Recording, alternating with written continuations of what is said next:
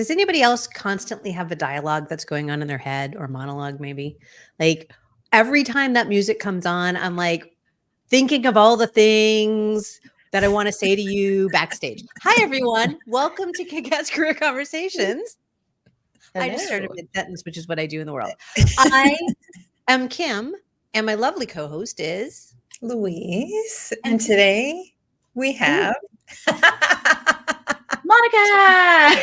Yay, Monica. Louise took me by surprise. Hey. She's never done that did. before. That was awesome. That was awesome. We're trying new things, keeping them snappy.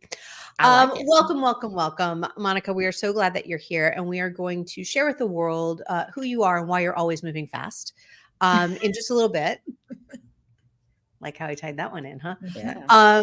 But first, we want to know, what are each of us celebrating this week? Louise, you want to kick us off? What are we celebrating? Absolutely. We all know I love this question, unless this is your very first time tuning in. So last weekend was a long weekend, and as an entrepreneur, I worked the holiday because that's what we do sometimes, right? We have that flexibility to figure out what that is. And in doing that, during that holiday day, that was a non-holiday for me, I was like, how do I want to show up differently? I'm not really loving the fact that I did this, but I felt like I had to.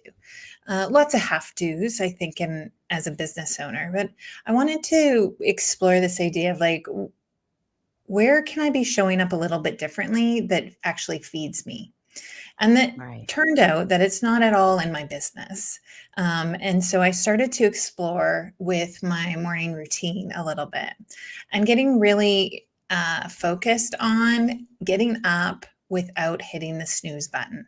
I am notorious for, it's not once, it's like multiple times. And I don't want to do that, right? That's just something I don't want to do. That's not who I want to be. And so finding ways to make that happen this whole week, phenomenal.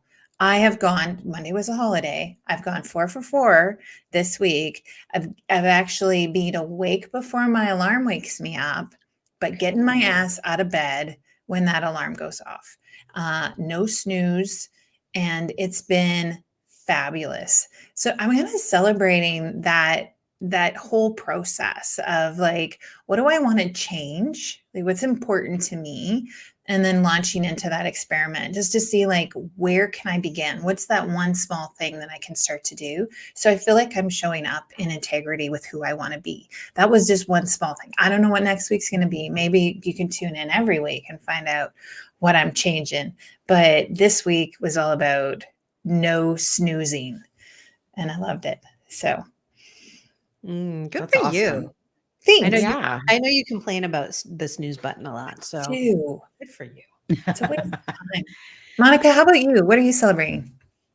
Well, I thought when I, was prepping and thinking about this conversation, I was like, okay, what am I celebrating? And I told my daughter, I said, I'm going to celebrate growth personally and professionally. And she said, well, Mom, that's really broad. And I'm like, but I liked a lot of what you said, Louise, in that, setting intentions for yourself and things like that. And so my daughter was like, you need to think bigger. And I was like what? She's like, well, what number business did we launch last week? And I was like, our 9th business since 2018. She's like, that's something to celebrate. And I was like, yeah, it is. So we did launch our 9th business since 2018 last week. And it's called the Impact Agency. And we're excited about that.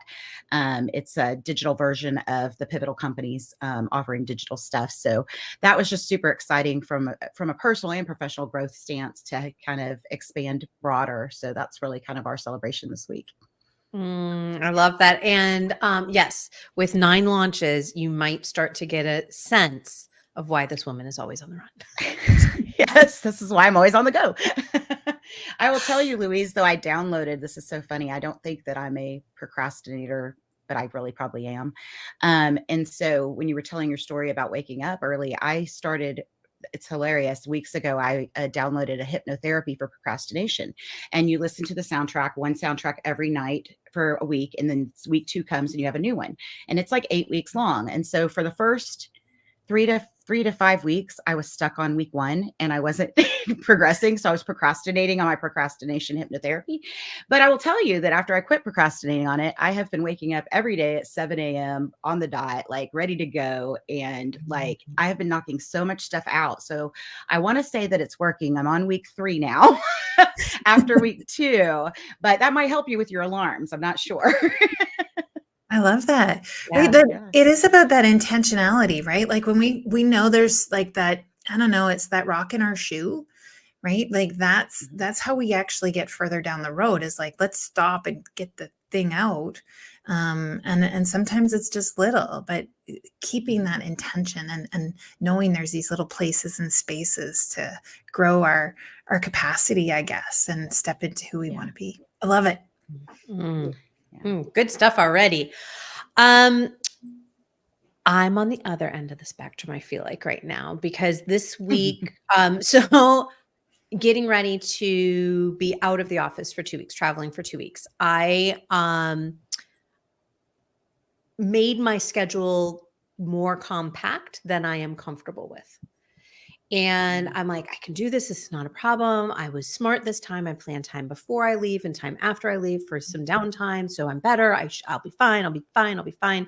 I was not fine, friends. I was not fine. And I used what I know are in my toolbox. I used several tools that I knew that were in my toolbox in ways that I had not used them before. So I am a hard and fast. If I don't work out in the morning, it's not going to happen. Like, I know that about myself. Talk about procrastination. It's like, if I don't do it, I will procrastinate it all the way until the next morning. So I said, that's not going to be true. If I am allowing myself a little bit more sleep because I am so stressed out that I'm not able to fall asleep at night, so I'm going to try and like allow myself that time. What can I do on the back end of my day to decompress? What can I do during the day to decompress when I literally am back to back? And there were a couple calls where I said, I actually need to end this call 5 minutes early because I stacked things in a way that is not healthy for me. So I'm celebrating my recognition kind of after the fact a little bit, but I guess midstream. Mm-hmm. And that it's okay to say, this isn't a way that I don't like working out later in the day. I don't get the same intensity. And it was okay because what I did moved the energy and it was for a different purpose. It was not to wake me up and get me going and make me feel strong. It was to move the energy and make sure I didn't kill my family. So that right. Yeah. Valid purpose. I mean, I'm pretty sure that Danny and Izzy appreciate that I didn't. I'm sure.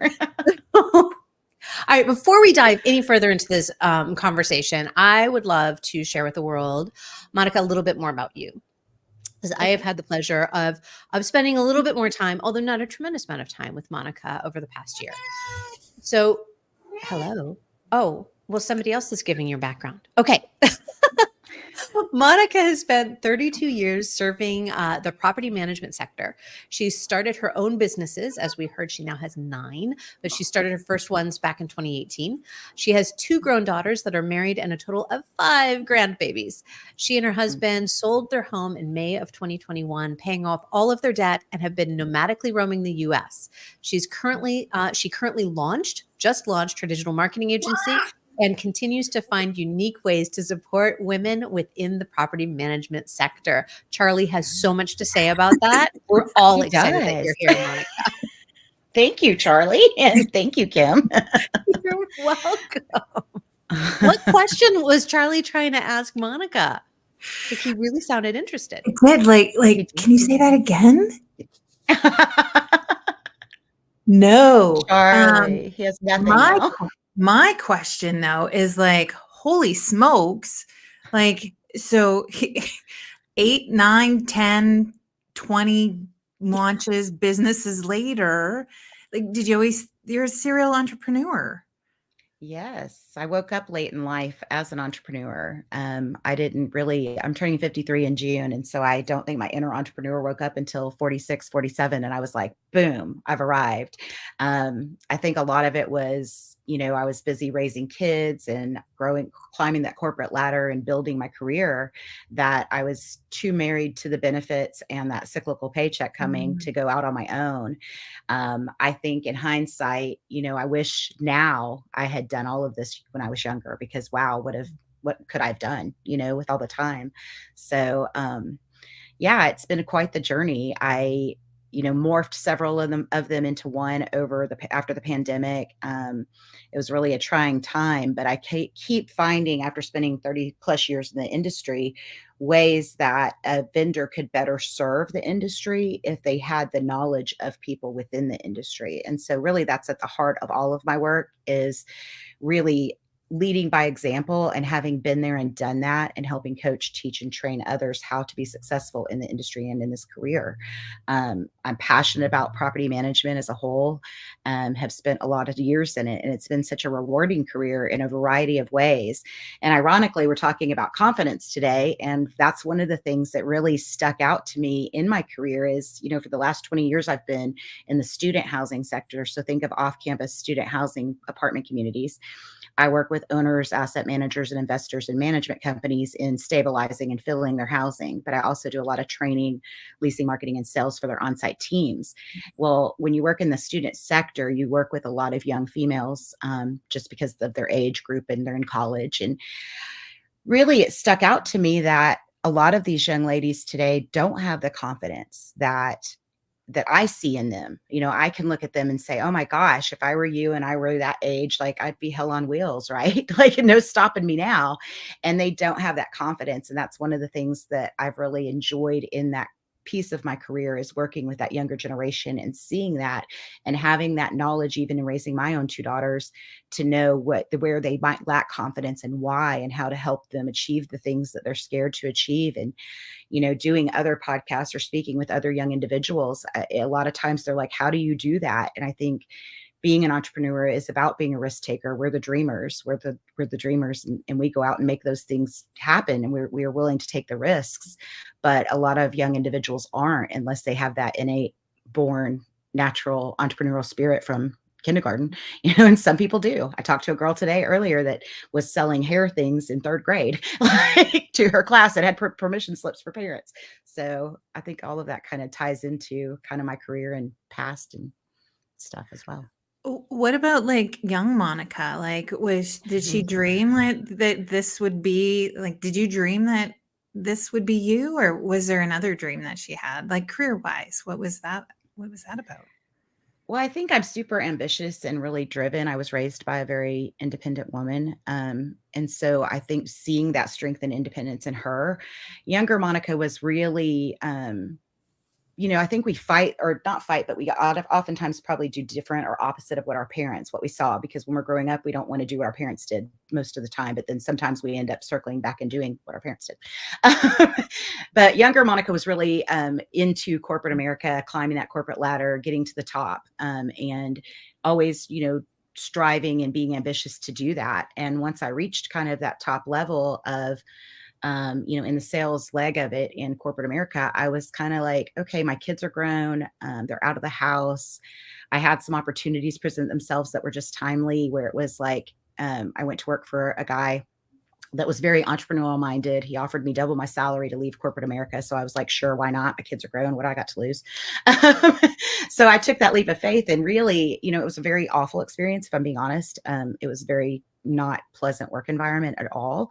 However, I learned so much that I would absolutely do it over and over again, because the takeaways really, it launched my serial entrepreneurship and the way I view and experience things. And so, yeah, my team, my husband, everybody's like, stop creating now, stop inventing. But I'm just kind of like that idea bank right now. If you come to me with X, Y, and Z, I went on a Virgin cruise in September, and I wanted to work for Virgin so bad the entire time. I could think of every marketing gimmick thing that they should be rolling out. So, yeah, I think young Monica was very career focused and driven, and very rigid, where my mom was not, by example.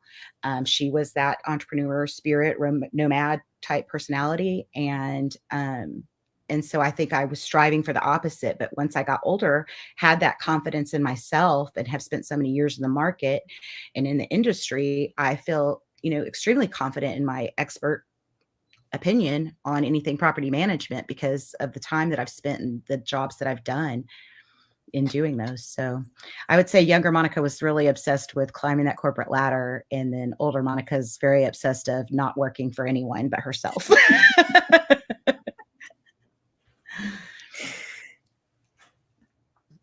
So it's interesting because I heard you talk about taking a leap of faith. Mhm. And thinking about talking with younger women, because that's what I know you're passionate about, speaking with younger women about taking a leap of faith, what you see in them, even though you were driven, did you see that in yourself when you were younger? Like, were you able to Yeah. see? Yeah. Isn't that the miracle of confidence? It's like we recognize it so often after time. Yeah, it's so true. I think about that a lot, especially with my daughters. They're turning 29 and 30 this summer. And, just watching them grow and learn and trying to teach them to have that confidence and view themselves and care for themselves. The pandemic was a really hard time for me as a newer entrepreneur. And I made a ton of rookie mistakes. Like that could be its own episode. Um, but I learned so much. And so, the thing that has stuck with me is that perseverance. I hold on to that so dearly. I think those of us that are entrepreneur minded, like you can pitch failure in a way that can make you feel really icky. But if you really turn it around and use it as a fail forward and a learning step to be on to the next thing, it frames failure in a different way. And so it doesn't feel so personally beating up, for me anyway, by exuding that confidence or having the wherewithal to go forward and do the things that I want to do. And so I think, um, yeah, it's very liberating the older we get as women. I think we have way more confidence with age and time, at least I do.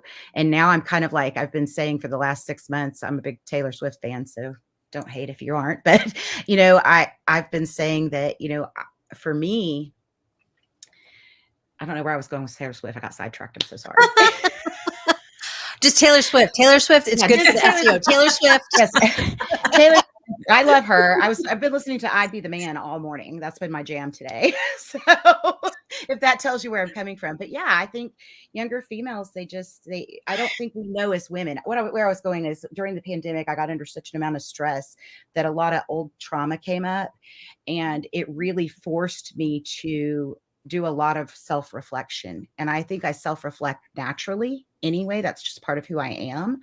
But I look at life in a very different way now. And so it would be really unique and an amazing thing if I could capture what that is and be able to hand it off to younger females. That would be, a dream for me. Like, let me take this and teach you now that these things don't matter that you think that do.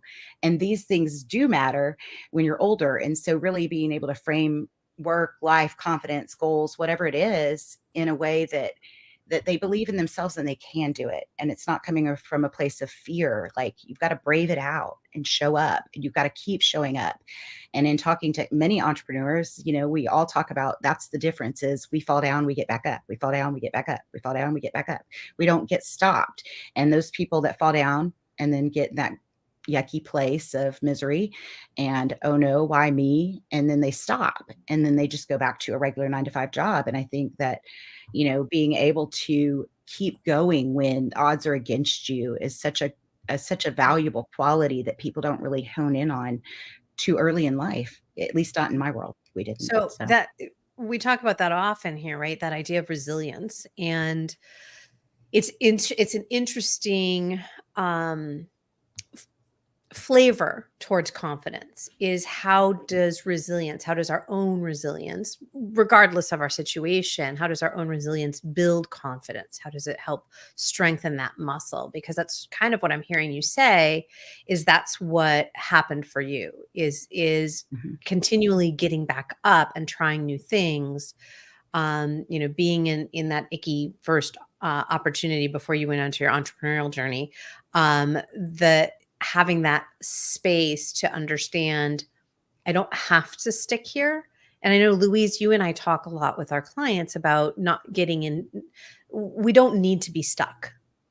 Right. Yeah. I think it is really interesting to think about resilience and this whole idea of failure and how these two things kind of play together. Because I know growing up too, it's I always think of like resilience as the bike ride, right? Like as you're learning to ride the bike, going through my mind is don't fall and skin your knee. Like don't fall, don't fall, don't fall. And that's because that's what I saw, right? I saw, you see kids fall off their bikes all the time and skin their knees, right? And it looks like it's painful and that it hurts.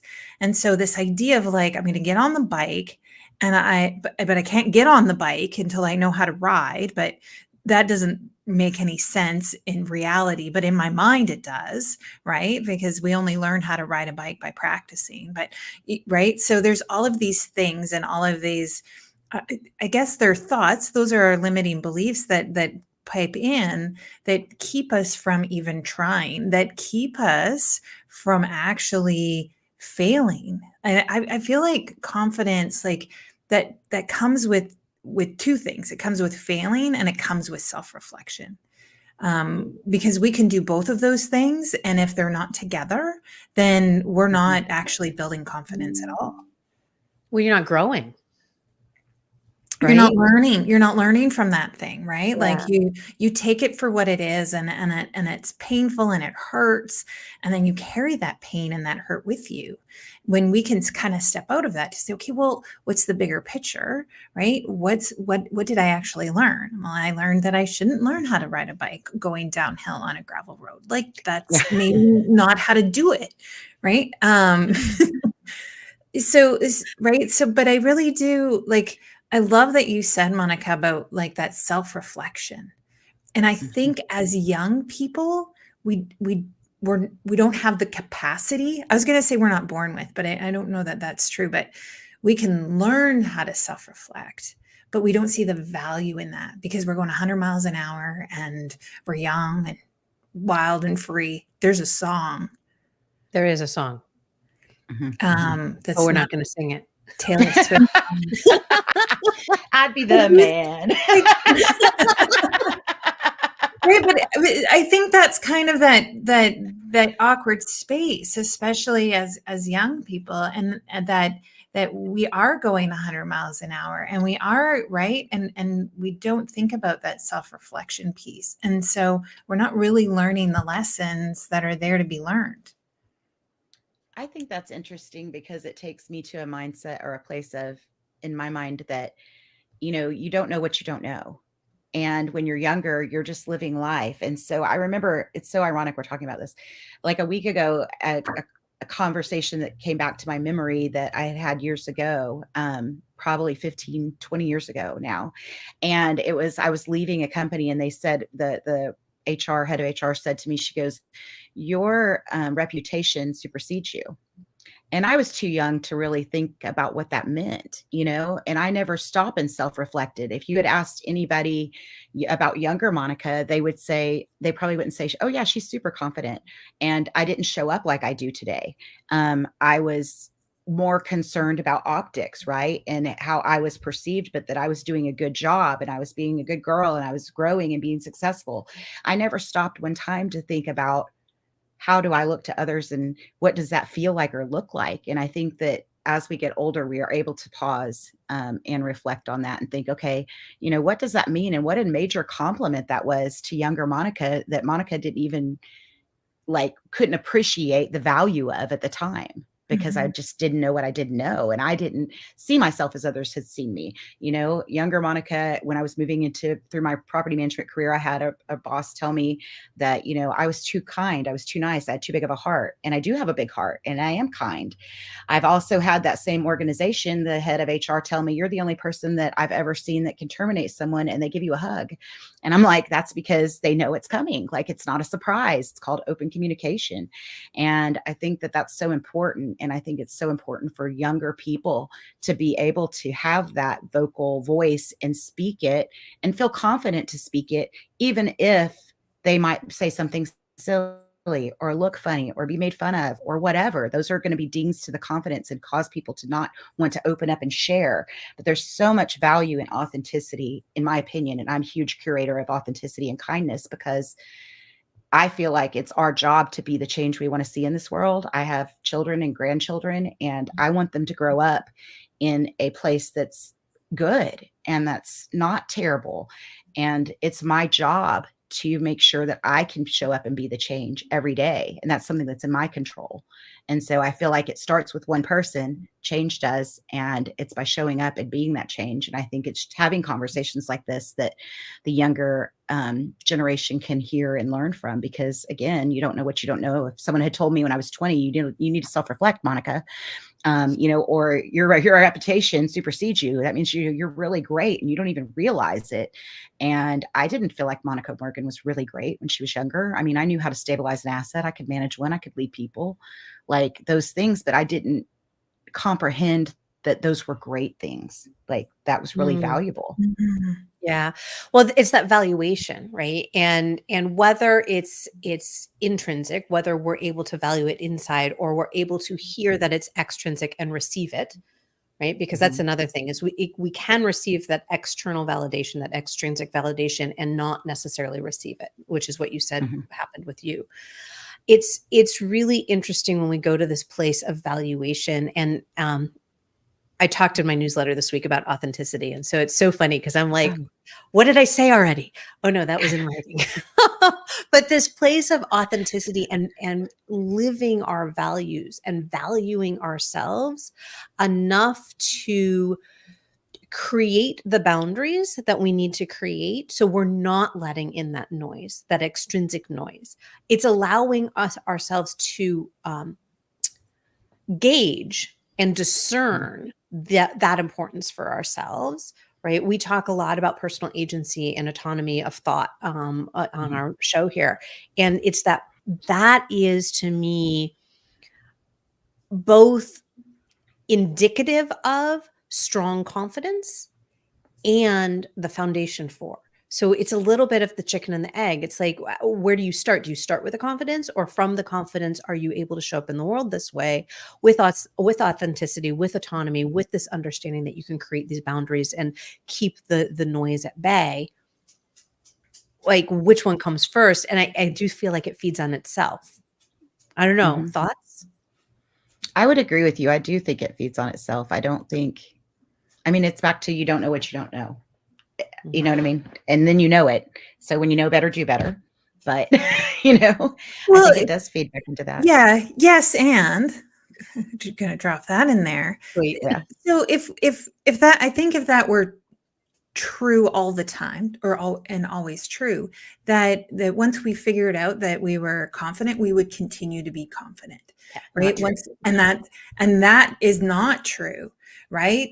When I was in my corporate experience, I owned it. I was confident in a lot of the things that I did. I was really good at what I did until I was in a place that didn't see that. And that pulled my confidence, that crushed me, that made me feel really, really small. That I lost my voice, I lost my confidence, I lost my credibility, I lost all of those things. Right? I could barely get out of the vehicle in the morning to walk into the office building because of how, of all of those things, I felt like I did not have anymore. I wasn't even confident enough that I wasn't going to trip on my way in, right? Like all of those things. And so I had confidence. I knew how to build it. And yet like that feels like sometimes it gets stolen, or somebody comes along and pushes me off the bike. And I was in the middle of a race, right? It can shake us. Was that a growth edge for you? Were you going into something new, or was that something that you were confident in that then, like you said, you got knocked off the bike? Because I know both like our confidence can be shaken because we're moving into something new, and that's a growth edge. And it's like, ooh, I haven't done that before. I have to grow. I have to stretch there. This feels crunchy again. And then there's that place of, wait, I was confident. Where the hell did my confidence just go? Well, for me, it started off like this is a growth edge. This is a new opportunity. I'm in a new place. Of course, I'm not going to feel confident. Of course, that imposter syndrome is going to like creep up on me. That's okay. I know these things. I've been in growth edges before. I've got it right. And then it's like, yeah, but I never came through the other side. All of a sudden, the imposter is Mm. really, really loud. All of a sudden, right? That growth edge is not an edge anymore. I'm not going up on that learning curve. I'm like headed down someplace else. How did you That's rebuild that? interesting. Yeah. Yeah, right? It is. How did you rebuild that? I got the hell out of there. There you go. Yeah. I think it's It was a interesting recognition. because, Yeah. Go ahead. You were yeah, saying. I think, no, I was just going to say, I think you're totally right. But I think for me, it was a little different, but I can relate to you because for me, I was unaware. I knew I was good at my job. Obviously, I was growing, being, promoted, things like that. But I was not really self-aware of my confidence, or I knew I did a good Mm. job and that I was that person, but I didn't see that value outside of my realm for others. And so for me during the pandemic, I never had imposter syndrome until after the pandemic hit, and all of a sudden I started experiencing that for the first time, and I was like, what is this? I just always just took my orders, went and marched. You said go climb the hill, I go climb the hill. Call me if you need help, and that's what I'm doing. I'm over here doing the hill. And so I think it was interesting to have to step back and learn about imposter syndrome in situations like that. And I could see where that would knock you off kilter if you were naturally confident and moving ahead and then you got knocked down. You're like, what is this? And where did it come from? And then of course would have that kind of hurt ego and those things. I took a course 2 winters ago. That was a needs-based living course. And I never stopped and thought ever in my life until 50 years old about my needs and if they were being met.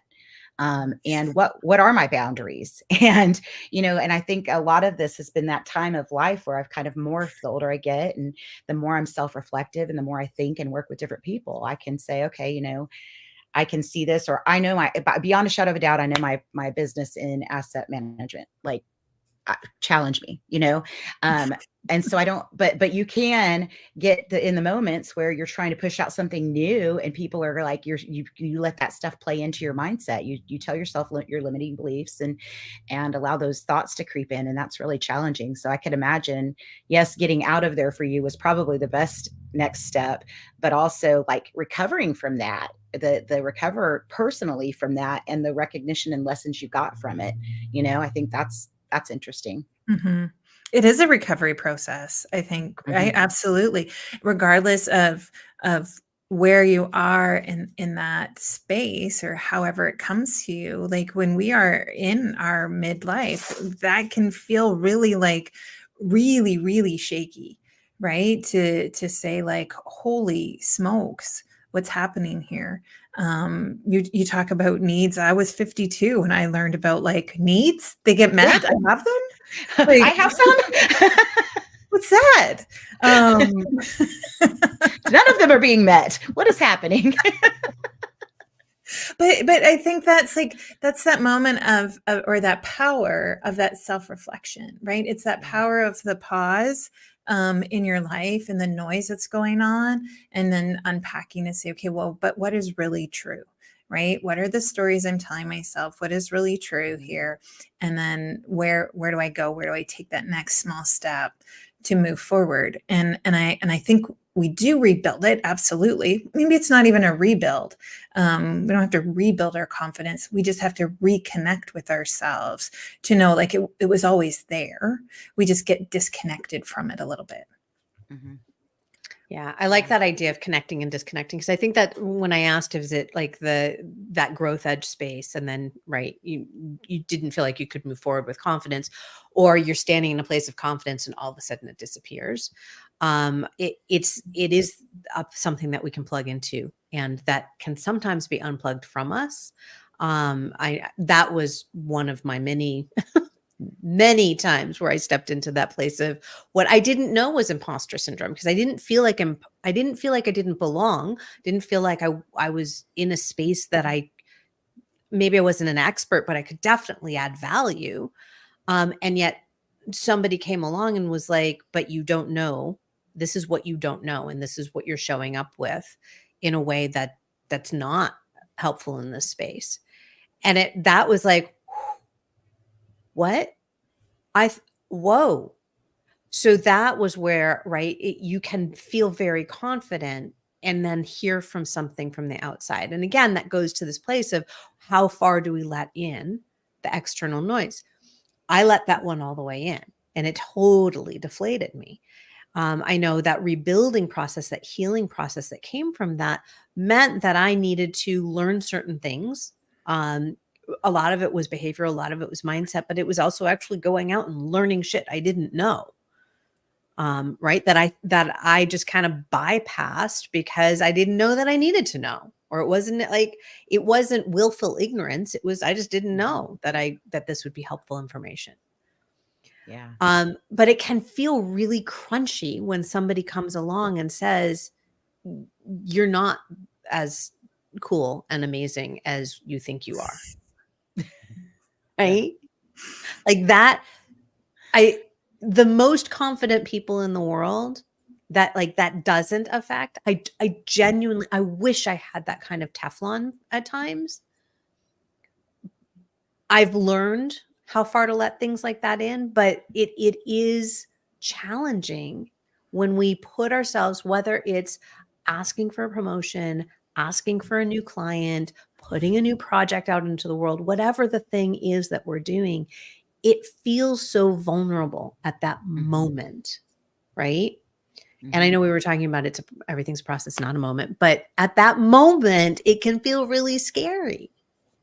And therefore, like it's the veil gets really thin where our confidence can be rocked even more. Absolutely. Okay, so here we are, three amazing women who have been through the ringer, who've fallen off many bikes, skinned many knees, and here we are winning the race in a lot of ways. So what tips or things can you think of that can be helpful to others who maybe aren't feeling like they're winning the race, or maybe they're a little wobbly on their bikes right now? I always tell people when they ask me, whether it's speaking on a panel or, launching a new product or a new business or whatever it is to brave it out, just suck it up and brave it out. And that's really easy for me to tell somebody to do, but not easy to actually coach them to do or to explain how to do. Right. So I think, for me, the tips and tricks is one of my coworkers, I signed us up for panels to be speakers. And she's like, I don't want to get in front of people and speak. And I'm like, yes, you do. You're fine. You talk to people all day long. What are you talking about? And I'm like, just get up there and do it and knock it out. And so I think a tips and tricks wise for me is, I like to suck it up and brave it out. And I know that not everybody can do that. But I think that if you spend too much time in the what if zone, that you're not going to make the progress you wanted to make anyway. So rip that Band-Aid off and go for it is kind of my mantra. I'm just like, let's do it. We're going to do it and see what happens. And it's so easy to let so many things come into your life to kind of dictate and control your confidence or how you feel, or those limiting beliefs or what you're telling yourself. And I could use an example like the digital marketing agency. I was very concerned that people would optically look at Monica Morgan and go, oh, now she's a digital marketing agent specialist. Awesome.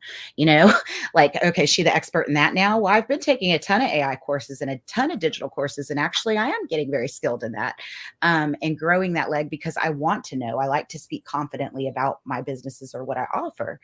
But my daughter was like, Mom, why are you even concerned? Like, who cares? Like, you have made a business out of creating services that are best served by people from the industry. And that's all you're doing is saying, hey, I'm going to offer digital services because I understand the ebbs and flows of the housing industry.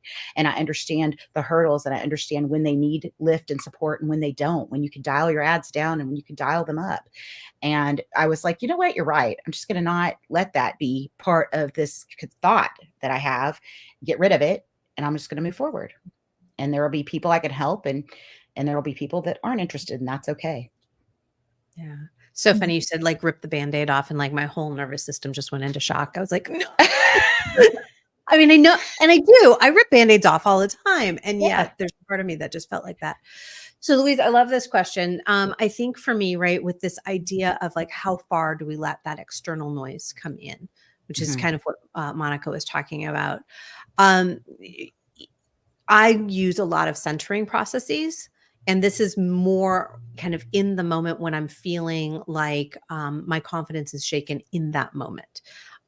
So that place of how do I bring myself right back here to the present moment? How do I see the landscape that's in front of me? What am I stepping into? And really walking myself through it in a way that my nervous system doesn't go into overdrive. It knows it's a risk, and I've gone through it's not the obsessive thinking of every detail, but it's the preparation stage, right? It's like think about being a woman in the 1800s and having to put on the 19 different Ugh. layers of everything to get ready to go out. That's kind of what I'm talking about, right? It's putting my corset on and pulling on my pantaloons, and then, okay, now I'm ready.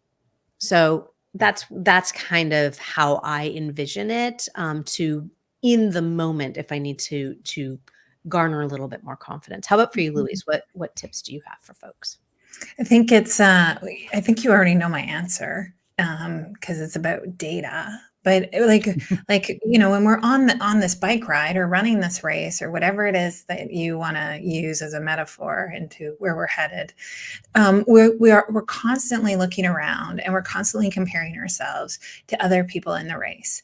Where are they? What are they doing? I could never do that, right? Or right, and so or we've set this expectation, right, for ourselves because of what we've seen come on around us.